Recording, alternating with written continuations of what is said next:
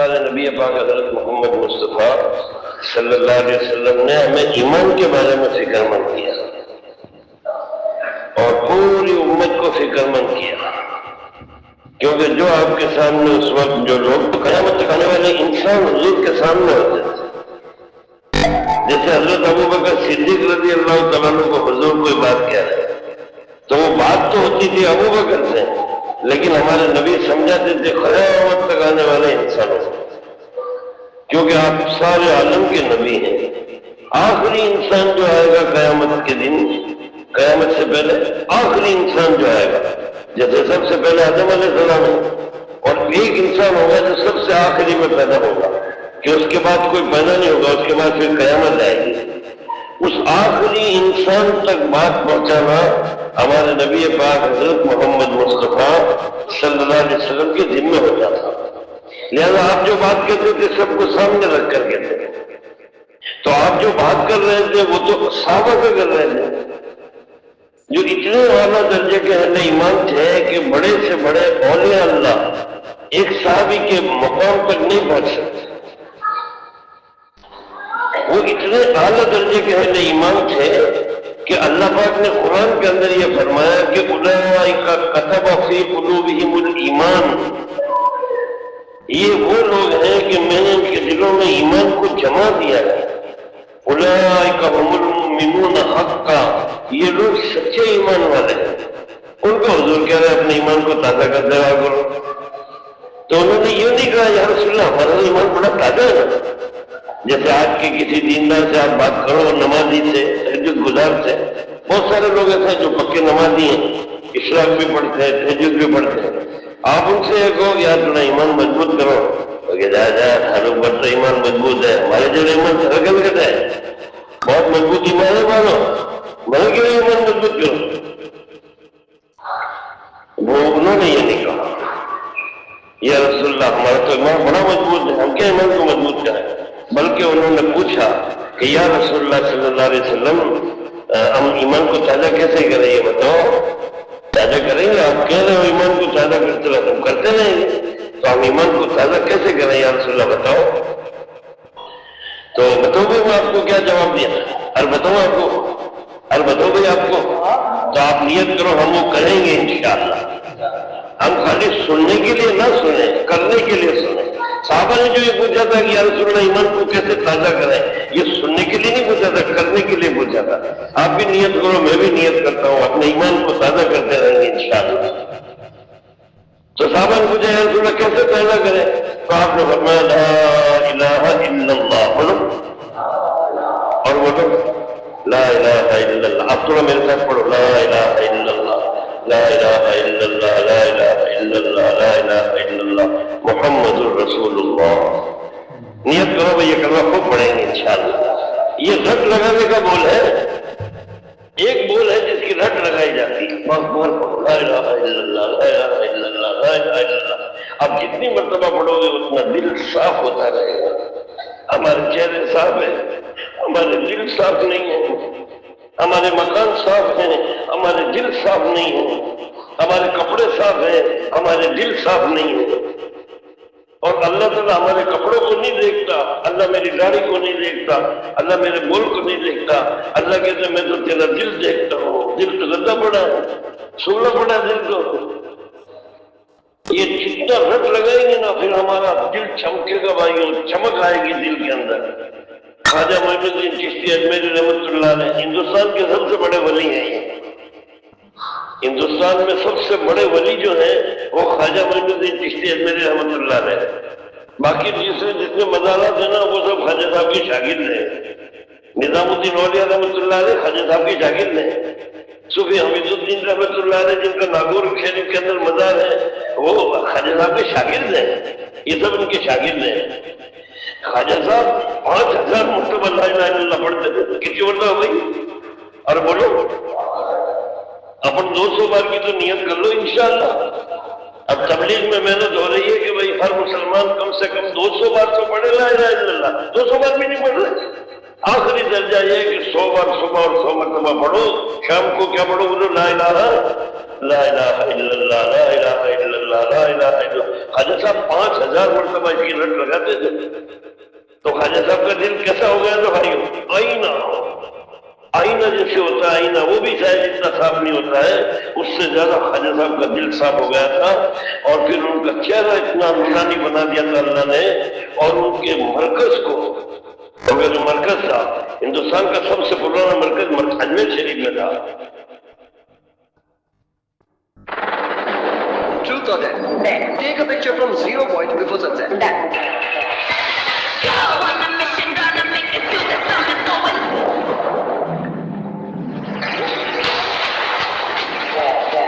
Come on, it's so bold, it's so beautiful. We will look for. Look for who? Picture Introducing Motorola Edge50, crafted for the road. Hello, Moto. جب خواجہ صاحب حیات تھے وہ تو بھی اس کے بعد میں وہ چیز وہاں کوئی سنبھالنے والا رہا نہیں، اس لیے وہ ختم ہو گئی، ورنہ خواجہ صاحب کے زمانے میں تو اجمیر شریف کی یہ حالت تھی، ایسا نورانی مرکز تھا وہ کہ جو کوئی اجمیر کی باؤنڈری کے اندر آ جاتا تھا، حد میں داخل ہو جاتا تھا اجمیر کے، وہ پڑھتا تھا لا الہ الا اللہ محمد رسول اللہ۔ 90 لاکھ آدمیوں نے کلمہ پڑھا ہے، کتنے نے بھائی؟ 90 لاکھ آدمیوں نے کلمہ پڑھا ہے۔ ایسے ہی تھوڑی اللہ نے 90 لاکھ آدمیوں کو کلمہ دیا ہے، یہ شیخ 5000 مرتبہ صبح کو تہجد کے وقت بیٹھ کے اور لا الہ الا اللہ کی رٹ لگاتا تھا۔ ہماری جو سب سے بڑی کمی ہے نا بھائیوں، وہ ایمان کی کمزوری ہے۔ ایمان کی کمزوری کی وجہ سے ہماری نماز بھی کمزور ہے، اتنی کمزور ہے کہ برسا برس کی نماز ماں بہن کی گالی نہیں چھڑواتی ہے، برسا برس سے نماز پڑھ رہے ہیں لیکن ماں اور بہن کی گالی نہیں چھوڑی، برسا برس کی نماز جھوٹ بولنا نہیں چھڑوا رہی ہے، برسا برس کی نماز پڑوسی کو ستانا نہیں چھڑوا رہی ہے، نمازی پکا ہے لیکن پڑوسی کو دکھی کرتا ہے، برسا برس کی نماز ماں باپ کا غلام نہیں بنا رہی ہے۔ ارے اولاد تو ماں باپ کے غلام بن جانی چاہیے۔ اللہ تعالیٰ نے ماں باپ کا کتنا بڑا حق رکھا ہے، اللہ نے کہا نشکر لی ولی والدیک، میرا حق ادا کر، شکر ادا کر، اس کے بعد میں ماں باپ کا شکر ادا کر۔ اما یبلغن عندک الکبر، جب تیرے ماں باپ بوڑھے ہو جائے، احدہما او کلاہما، ایک بوڑھا ہو جائے یا دونوں بوڑھے ہو جائیں، فلا تقل لہما اف، اپنے ماں باپ کے سامنے ہو بھی مت کرنا۔ وہ کسے کہتے ہیں؟ جیسے ماں نے بلایا باپ نے بلایا، ہاں انا للہ و انا الیہ راجعون، یہ جو ہاں نکلی ہے نا بھائیوں، یہ سارے عمل پر کانٹا پھیر دے گی، ضائع ہو جائیں گے، اس کے عمل جنت میں نہیں لے جا سکیں گے اس کو، اس لیے کہ ماں کی بیعت بھی کر دی اس نے، باپ کی بیعت بھی کر دی ہے۔ ماں باپ کے دل دکھانے والوں کی دیکھو تعداد کتنی ہے، جاؤ پوچھو، نمازی بہت مل جائیں گے لیکن ماں باپ کی دعا لینے والے بہت کم ملیں گے بھائیوں، ماں باپ کا کلیجہ ٹھنڈا کرنے والے بہت کم ملیں گے۔ اللہ کہتا فلا تقل لہما اف، ماں باپ کے سامنے ہو بھی مت کرنا، ولا تنہرہما، اور نہ ان کو کبھی جھڑک کر بات کرنا۔ ماں باپ کو اگر کسی نے جھڑک دیا بھائیوں، اس پر اللہ کی لعنت پڑتی ہے۔ وَقُلْ لَهُمَا قَوْلًا كَرِيمًا، اور جب ماں باپ سے بات کریں تو بہت نرمی کے انداز میں بات کرو۔ اب آپ میری طرف دیکھو کہ جب ترجمہ سمجھ میں آئے گا، نیچے مت دیکھو، مجھے دیکھو، بہت سارے ترجمے اشارے سے سمجھ میں آتے ہیں۔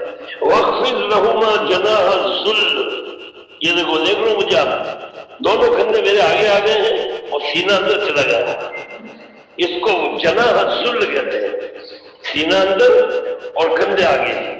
کہا اپنے ماں باپ کے سامنے یوں جا، یوں مت جا، تیرا سینہ نہیں آنا چاہیے ماں باپ کے سامنے، تیرے کندھے آنا چاہیے۔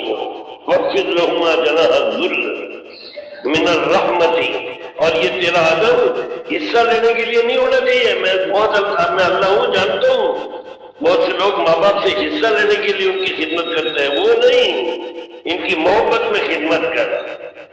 وَاخْفِضْ لَهُمَا جَنَاحَ الذُّلِّ مِنَ الرَّحْمَةِ، محبت کے اندر ان کے سامنے یوں جھکے رہے، اور پھر میرے سے دعا مانگ۔ کیا دعا مانگ؟ وَقُلْ رَبِّ ارْحَمْهُمَا، بولو بھائی رب، یہ سب یاد کرو، اپنے ماں باپ کے لیے دعا ہے یہ۔ سب کے ماں باپ ہے، کس کے ماں باپ نہیں ہیں؟ جن کے مر گئے ان کی بھی تو ماں ہے، ان کے لیے بھی دعا کرنی چاہیے، جو زندہ ان کے لیے بھی کرنی چاہیے۔ تو میں ماں باپ کے لیے کیا دعا کرنی چاہیے، اللہ قرآن میں کیا سکھا رہا ہے، وہ دعا میں آپ کو 3 بار پڑھا رہا ہوں، اللہ کرے آپ سب یاد کر لو اور پڑھا کرو۔ رب ارحمہما کما ربیانی صغیرا، 2 مرتبہ اور پڑھا تھا کہ یاد ہو جائے آپ کو۔ رب ارحمہما کما ربیانی صغیرا، رب ارحمہما کما ربیانی صغیرا۔ اللہ کہتا ہے میرے سے دعا مانگیں کے لیے۔ ترجمہ کیا اس کا دعا کا؟ رب ارحمہما، اے میرے پروردگار میرے دونوں ان ماں باپ پر رحم کر دے، میری ماں پر بھی کر دے، میرے باپ پر بھی کر دے۔ رب ارحمہما، کیسے رحم کر دے؟ کما ربیانی صغیرا، جیسے میں چھوٹا تھا یہ میرے اوپر رحم کر دے۔ بچہ چھوٹا تھا، ماں باپ کتنا رحم کرتا اس کے اوپر؟ اللہ کو کہتے، اللہ کہتا مجھے کہو تم کہ اللہ میرے ماں باپ پر اس طرح رحم کر جس طرح میں چھوٹا تھا اور میرے ماں باپ میرے اوپر کرتے تھے۔ یہ تبلیغ کا جو کام ہے نا بھائیوں، یہ تقریر کا کام نہیں ہے، تبدیل ہونے کا کام ہے۔ ہم تو بھائیوں پھرتے ہیں گشتوں میں، گھر گھر جاتے ہیں، اس لیے ہمارا بہت دل دکھی ہے، ہمیں نمازی بہت ملتے ہیں، عمرہ کیے ہوئے بہت ملتے ہیں، حج کیے ہوئے بہت ملتے ہیں، اور تبلیغ میں گئے ہوئے بھی مل جاتے ہیں، پڑھے لکھے بھی مل جاتے ہیں، لیکن بھائیوں ماں باپ کا دل خوش کرنے والے بہت کم ملتے ہیں۔ ہے تو صحیح، نہیں ہوگی تو قیامت آ جائے گی، لیکن ایسے بہت کم ہے جن کی ماں باپ انہیں دعا دیتے ہو۔ آپ سب دعا کرو، ماں باپ کی دعا لیں گے انشاءاللہ۔ دل سے تو ہے ماں باپ کا۔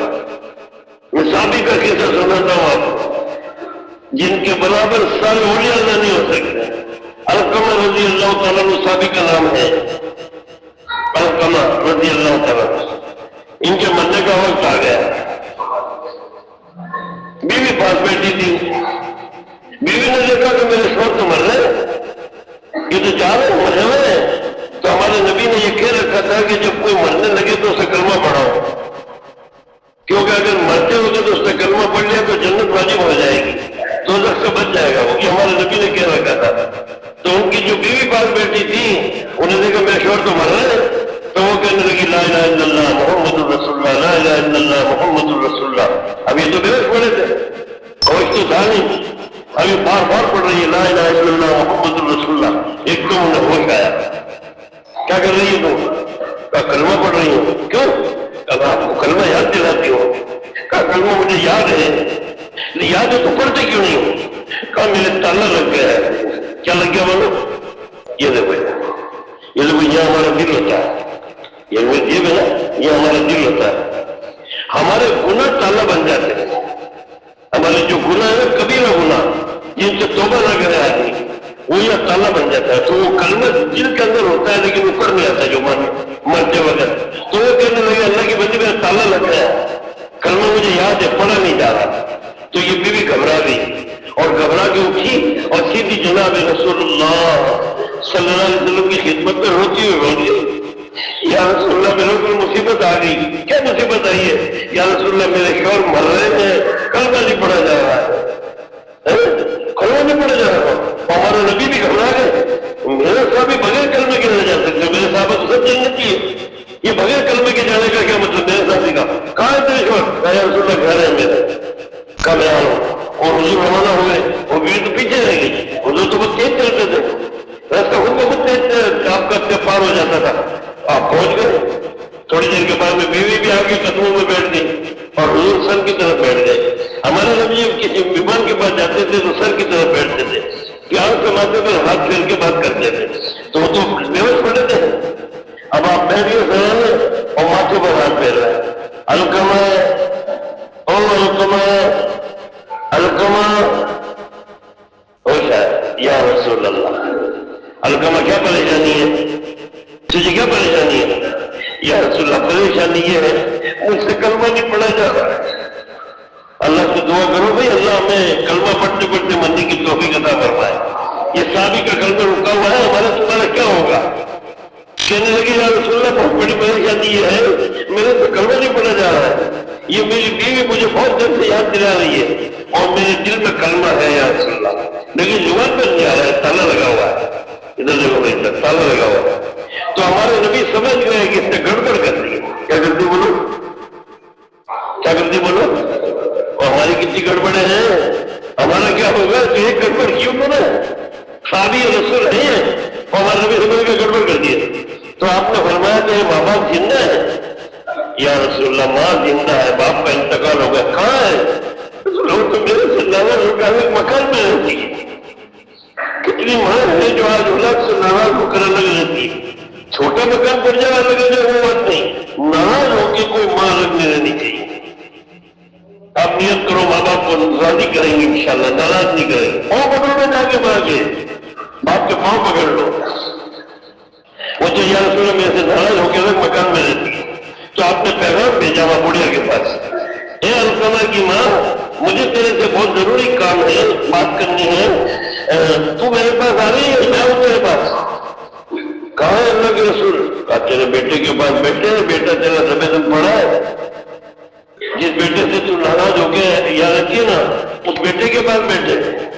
तो वो कहने लगी मेरी ऐसी हैसियत नहीं है कि मैं अल्लाह के रसूल को यह बुलाऊं, मैं खुद जाती हूँ अल्लाह के रसूल के पास।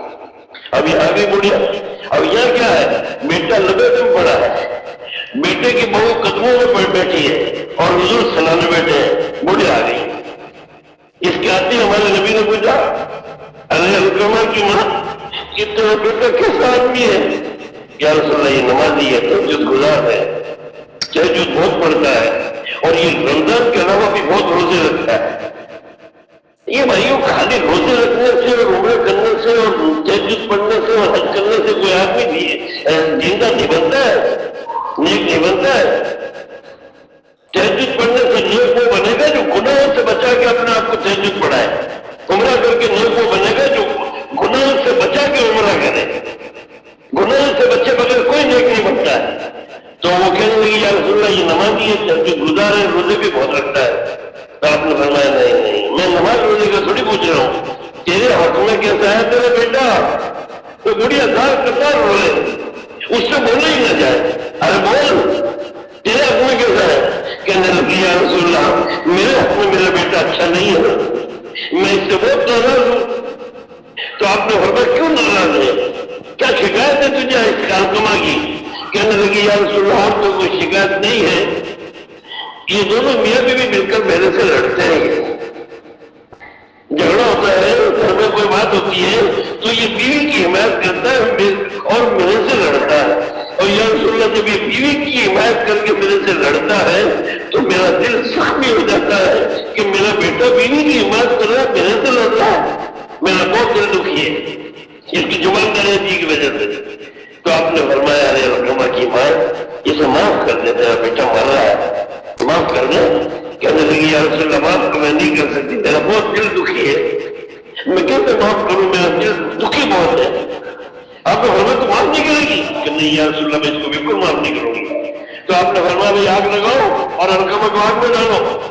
अब हुजूर ने तो सारी जिंदगी किसी को नहीं जलाया भाई, हुजूर तो आग से नफरत करते थे, जलाना नहीं चाहते थे, आप डराना चाहते थे, डरा के माफ कराना चाहते थे। आपने फरमाया आग लगाओ, खाना अलकमा को आग में। बुढ़िया कहने लगी या रसूलल्लाह, ये क्या कर रहे हो, मेरे बेटे को जलाओगे? आपने फरमाया मैं नहीं जलाऊंगा तो अल्लाह जलाएगा।